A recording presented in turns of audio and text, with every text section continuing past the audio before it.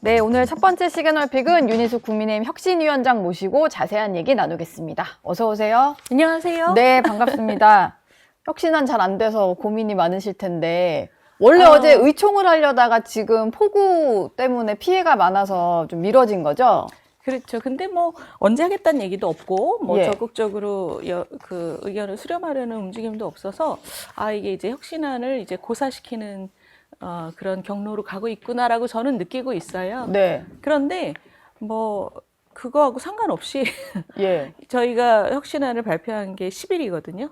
10일 이후에 현재까지 이 논쟁이 당의 위기의 본질에 굉장히 접근하고 있어요. 왜냐하면 그 전당대회 후보들 간에 이게 혁신이냐 아니면 뭐 수구, 구구냐 이렇게 지금 논쟁이 불이 붙어버렸어요. 네. 그래서 이건 사실 당의 위기의 본질에 접근하는 거기 때문에 혁신위가 뭐 무시를 당한다거나 고사되고 있다거나 이런 거랑 상관없이 혁신위의 원래의 역할이 훨씬 더 확대된 거죠.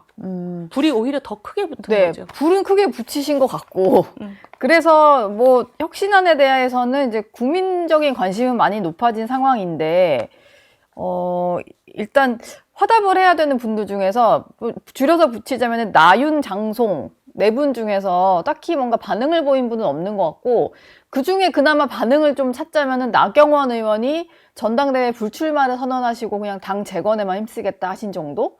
나머지 뭐 장동혁 의원 이런 분은 오히려 당을 어떤 극우 프레임으로 가두려고 하는 사람들을 내부 총질하는 사람이다라고 하면서 좀 총구를 좀 다른 방향으로 돌리셨거든요. 이 얘기는 좀 어떻게 들으셨나요?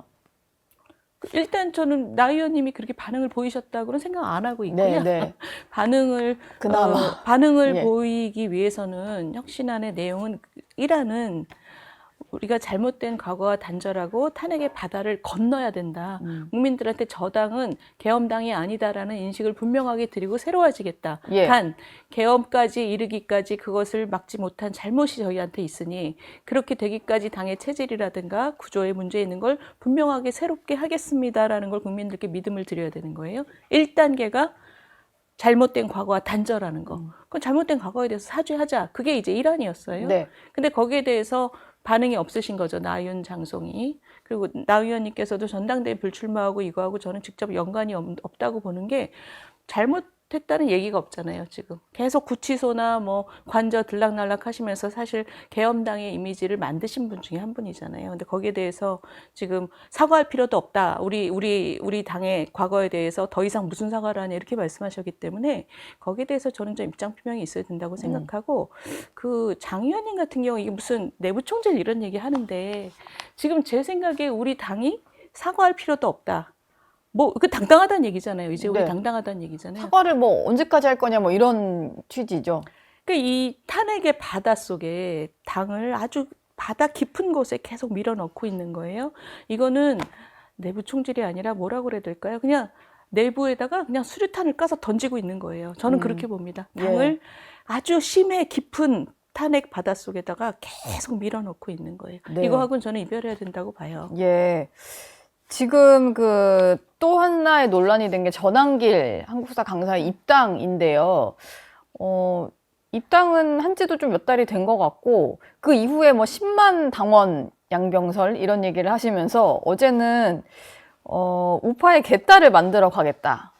이런 얘기를 좀 했습니다. 그리고 본인을 뭐 출당시키거나 이런 조치 자체가 민주정당에서는 좀 비민주적인 조치다라고까지 얘기를 하셨거든요.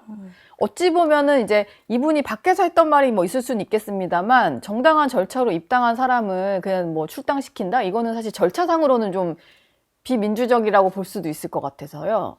예를 들면 김계리 변호사 같은 경우에는 입당이 안 됐어요. 예. 그죠? 근데 아마 우리 전한길 강사님은 그 사람들이 잘 모르는 본명이 따로 계셨기 때문에 입당하는 과정에서 별 문제가 없었을 거고 그 자체는 저는 뭐 막을 수 없었다고 봐요. 네. 그런데 당원이 되신 후에 지난 토론회들에 가셔서 하신 말씀이 윤 대통령을 끌어안아야 되고 윤 대통령을 그러니까 계엄을 옹호하는 듯한 발언을 계속 하셨어요. 그리고 지금 당원이 된 이후에도 윤 대통령을 끌어안는 사람을 당대표로 만들기 위해서 자기가 뭐 하겠다 뭐 이런 네. 얘기들. 이런 얘기들이 당이 지금 민주적인 정당으로서 국민들한테 신뢰를 받기 위해서 이렇게 일치하냐. 여기에 대해서는 굉장히 뚜렷한 판단이 있어야 됩니다. 저는 그 전한길 강사께서 밖에서 예. 우리 당과 연관되지 않은 상태에서 뭐 10만을 양성하시든 뭐 큰 관심은 없어요. 근데 이미 우리 당원이라고 공표가 났고 네. 그 모든 하시는 말씀이 당에 영향을 미치기 위해서 하시는 말씀이잖아요. 거기에 대해서는 당 지도부가 분명한 입장에 있어야 된다고 생각합니다. 저는 이게 그 당 지도부가 지금 굉장히 오락가락하고 있어요. 오락가락하는 게, 리셋 코리아 갔다가 비난받으니까, 몰라서 갔다. 그리고 전한길 강사 입당했다고 하니까, 뭐 괜찮다 그랬다가 비난받으니까, 뭐 조치하겠다. 조사를 해보겠다. 그리고 지금 혁신에 대해서도 열심히 의지 있다 그랬다가, 이게 마음에 안 들고 본인들 눈높이하고 안 맞으니까, 눈높이보다 더 높으니까 혁신의 내용이. 네. 그러니까 이제 지연시키고 뭉개고 의총 논의도 지금 안 이루어지고 있는 거 아닙니까?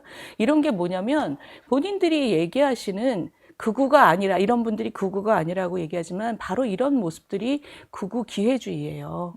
왜냐하면 우리나라에서 지금 극우라 그러면 국민들이 누굴 떠올립니까? 네. 그 음모론에 빠져서 계엄을 스스로 시행한 윤석열 대통령이 극우 선봉이에요.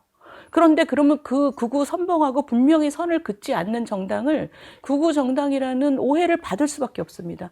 그럼 이 당이 국민들로부터 다시 살아나기 위해서는, 다시 신뢰를 얻기 위해서는 그거를 정확하게 끊어내야 돼요. 선명하게. 저는 네. 그렇게 봅니다. 예. 그래서 사죄 분명히 하고 새로 혁신하자. 잘못한 거 잘못했다고 얘기하고 새롭게 가자. 이게 혁신이잖아요. 네. 그걸 안 하고 있는 게 극우 기회주의예요. 저는 극우만큼 극우 기회주의도 더 나쁘다고 봅니다. 극우 기회주의. 어제 전한길 강사 여기 나오셨었는데요. 제가 그 질문 드렸었거든요. 조은희 비대위원도 황교안 전 대표가 하고 있는 정당 활동이 밖에 있는데 거기 가서 하셔라 이런 얘기를 해요. 왜 굳이 국민의힘에 들어와서 하려고 하느냐 이런 건데 그 질문을 들었더니 뭔가 윤석열 전 대통령과 절연 이후에 국민의힘이 쇠락의 길을 걷고 있고 그렇기 때문에 본인이 들어가서 호랑이든 뭐 개든 때려잡고 이 당을 다시 좀 살리기 위해서 국민의힘에 들어왔다 이런 설명을 좀 하시더라고요. 아니, 그러니까 이게- 개인은 그렇게 생각하실 수 있죠. 예. 근데 당의 지도부와 당에 지금 현재 있는 분들은, 당을 이끄는 분들은 당을 살리기 위해서 판단이 있어야 되는 거잖아요. 윤석열 대통령을 계속 옹호하고 계엄을 옹호하고 부정선거를 계속 옹호하는 분의 입장이 당의 입장으로 비춰지는 것이 우리 당의 생존에 도움이 되느냐는 지도부의 선명한 판단이 필요한 지금 시점이에요. 예. 근데 지금 이런 전례 없었던 당의 위기 속에 예. 이건 정말 백척간두에다가 풍전등화예요. 이런 상황에서 뭐 별일 없으면 그냥 가겠지. 이렇게 생각하는 지도부는 저는 정신을 좀 차려야 된다고 생각해요. 어제는 이제 그 전한길 강사의 어떤 목소리를 계속 어떤 당의 목소리화로 시키는 그런 중진들, 뭐 토론에 초청을 했다거나 이런 관련 있는 중진들에 대해서 조치가 필요하다 얘기를 하셨는데 실제로 뭐 윤리위에 소집을 해서 뭐 징계 논의라던가 이런 게 좀 진행이 돼야 된다라는 입장이신 거죠? 저는 그렇게 생각합니다. 근데 이게 요구를 하신다고 지금 받아들여질 당 상황인가? 이게 또 저는 궁금한데.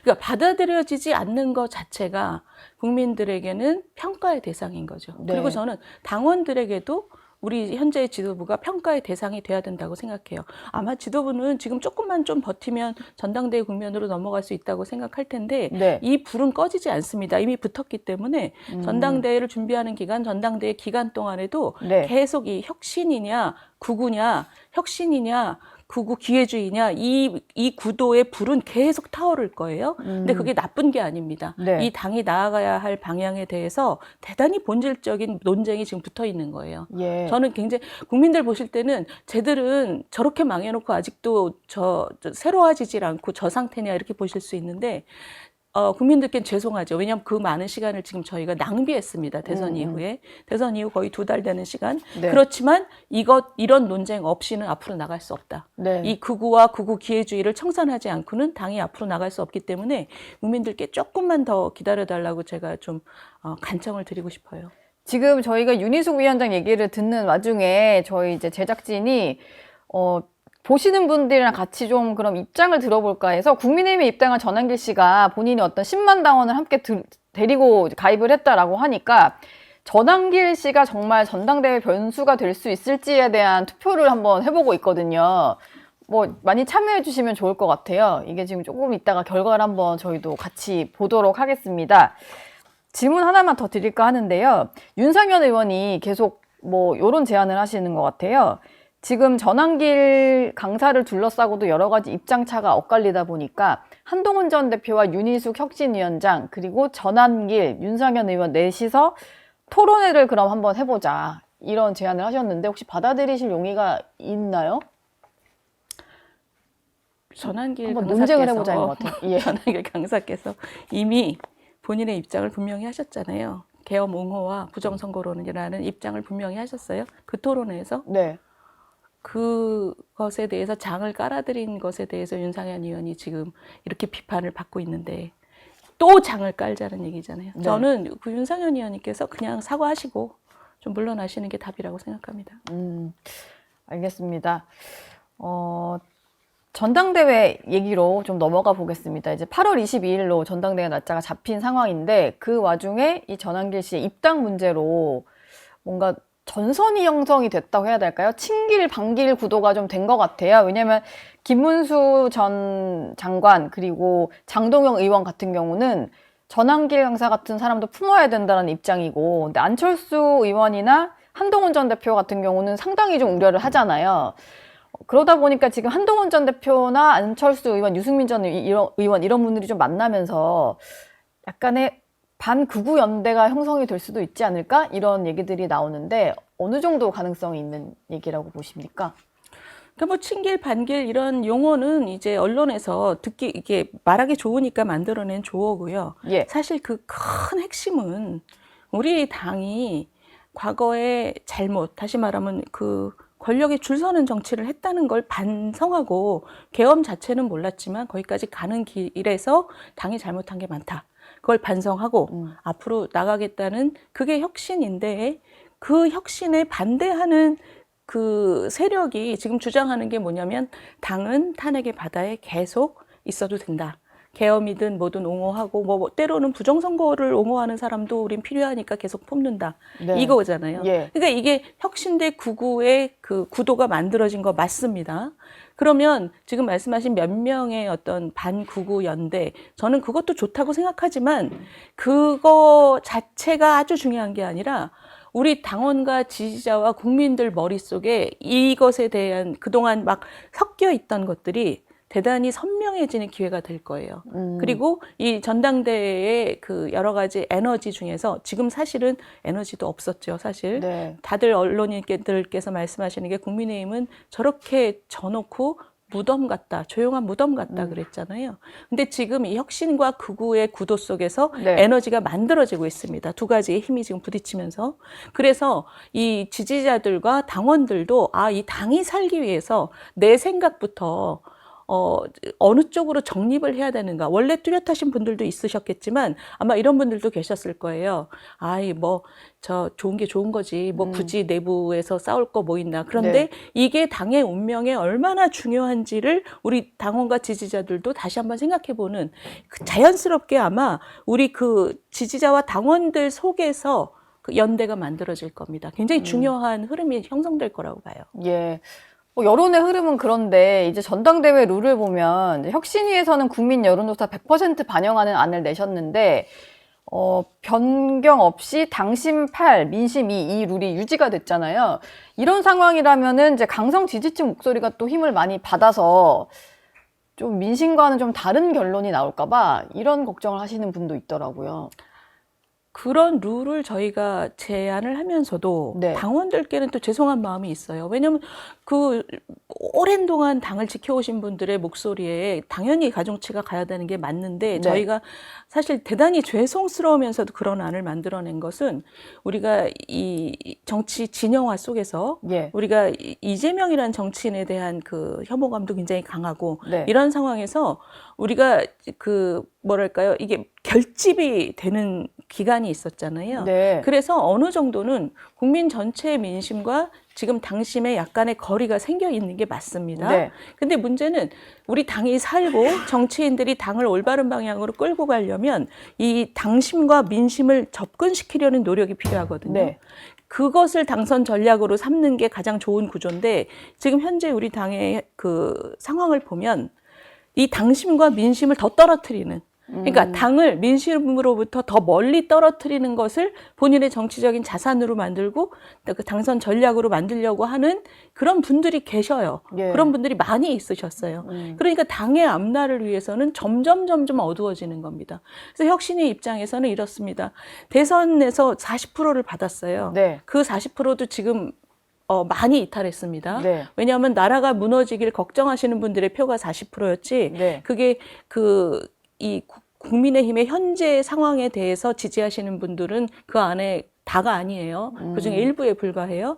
저희는 그 40%도 지금 못 지키고 있습니다. 네. 근데 지금 상황에서 그렇다면 혁신위의 걱정은 이것을 어떻게 더 키울 거냐. 그 키우는 방법은 이 민심과 당심을 접근시키는, 그러고 접근시키려고 노력하는 정치인이 그 전당대회에서 좋은 평가를 받을 수 있도록 그 전대 룰을 저희가 만들어 드리는 게 중요하다고 저는 생각을 한 겁니다. 예. 그 뭐 어떤 개인한테 유리하냐 불리하냐가 아니라 네. 이 당을 민심과 조금이라도 접근시키려고 하는 분이 지도자가 돼야 된다고 생각한 거죠. 혁신이 일정이 좀 많이 남아 계신데 아까 제일 처음 질문도 의총 얘기였잖아요. 근데 이대로 의총이 안 열리고 뭐 지지부진하게 전당대회가 가지 않을까라는 우려인데 윤희숙 혁신위원장이 생각하는 다음 구상은 뭐가 있으실까요?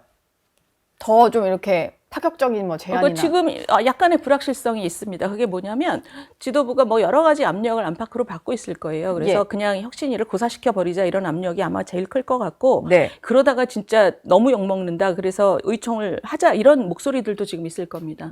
그래서 제대로 된 논의가 지금 일어나게 된다면 혁신위의 제안이 어떻게 그 안에서 받아들여지고 논의되고 당의 긍정적인 에너지가 되는지를 일단은 봐야 되고요. 근데 아마 높은 가능성으로 그 에너지가 지금 대부분 전당대회의 주자들 간의 논쟁으로 옮겨간 측면이 있어요. 근데 네. 저는 그거 자체도 건강하다고 봅니다. 네. 지금 지도부가 이걸 어떻게 처리하는지를 믿고 그걸 기다릴 때만은 아니거든요. 그래서 전당대회 그 주자들 간의 이런 그 논쟁이 굉장히 활발하게 일어나서 그 에너지로 무덤 같은 전당대회, 국민들 아무도 관심 없는 전당대회가 아니라 그래도 제대로 된 노선에 대한 논쟁의 에너지가 저 당에 남아있구나. 네. 그리고 당원들도 거기 참여해서 입장도 정하고 본인의 생각도 정립하는 그런 전당대회가 당의 미래를 위해서 대단히 중요하다고 생각해요. 전당대회가 어떻게 치러지느냐가 예. 그 이후에 내년 지방선거 그리고 뒤에 총선까지 당의 운명을 결정할 거라고 저는 생각합니다. 네.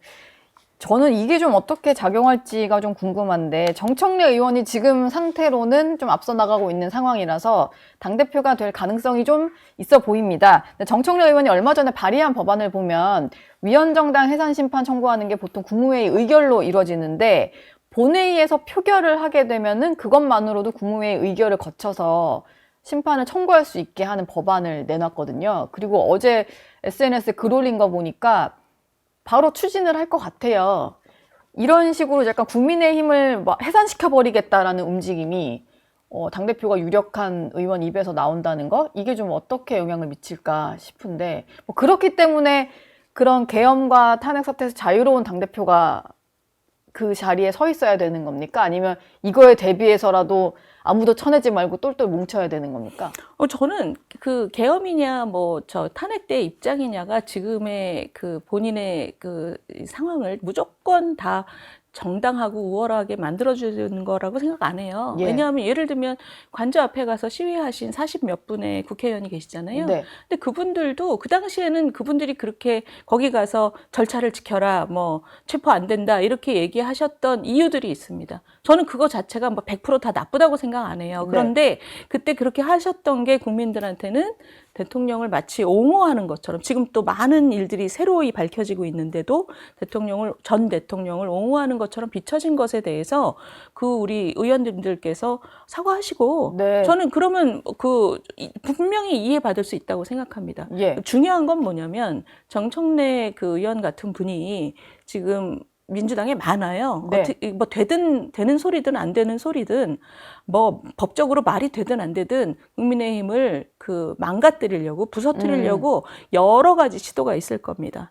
근데 그럼 여기서 대단히 중요한 건 그런 시도들로부터 당을 지키는 거는 우리끼리 앉아서 스크럼 짜고 무조건 싸우자 이런다고 지켜지는 게 아니지 않습니까? 우리를 지켜줄 수 있는 건 국민들밖에 없어요. 네. 국민들한테 버림받으면 수도 없는 시도들이 성공할 수밖에 없어요. 더 말도 안 되는 시도들이 있을 겁니다. 국민들조차도 저 당은 정말 내란 세력이구나라는 마음이 내란을 들어야. 아직도 내란이라고 얘기하는 거는 아직은 좀 이르지만 어쨌든 계엄을 옹호하는 세력이다. 네, 국민들조차도 해산할 필요가 있네라고 그렇게 느껴져 하면 버리면 그렇죠. 그러면 네. 여기서 100명이 스크럼 짜고 앉아서 무조건 서로를 지킨다고 해도 지켜지지 않습니다. 예. 그렇기 때문에 제가 가장 중요한 안으로 탄핵의 바다를 건너야 된다. 국민들께 저 당은 잘못을 인정하고 새로워지려고 지금 마음먹은 당이라고 인정받아야 된다가 예. 1번이라고 제가 계속 말씀드린 거예요. 네. 그렇기 때문에 그것을 거부하고 필요 없다, 사과할 필요도 없다, 우리가 뭘 잘못했냐? 이런 얘기를 하시는 분들이 지금 당에다가 정말 대포를 쏘고 있는 거라고 저는 생각하고 있어요. 알겠습니다. 윤희숙 혁신위원장은 여기서 보내드려야 될 것 같고 뒤에 또 비슷한 얘기를 하실 김용태 전 비대위원장이 기다리고 계셔서 오늘 말씀은 여기서 마무리하겠습니다. 감사합니다. 네, 감사합니다. 저희 영상 많이 시청해 주시고요. 좋아요, 구독, 댓글, 알림 설정 꼭 부탁드리겠습니다.